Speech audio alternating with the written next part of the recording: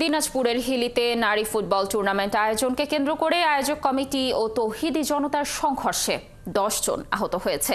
Police জানায়, মঙ্গলবার বিকেলে বাউনা অস্থায়ী ফুটবল মাঠে নারী ফুটবল টুর্নামেন্টের আয়োজন করেন স্থানীয়রা, কিন্তু খেলা বন্ধের দাবিতে বিক্ষোভ মিছিল নিয়ে আসেন তৌহিদি জনতা।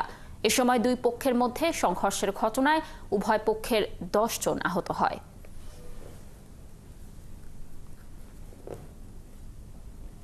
মগর মারপিট করলো এবং চেয়ার মগর ভাঙ্গিছে। মেয়েদের খেলা মানে উদ্যোগলঙ্গ, এই অবস্থায় টাকা উপার্জনের একটা বড় একটা অ্যামাউন্ট হবে, এই বিষয় নিয়ে এরা এখানে খেলার আয়োজন করছে।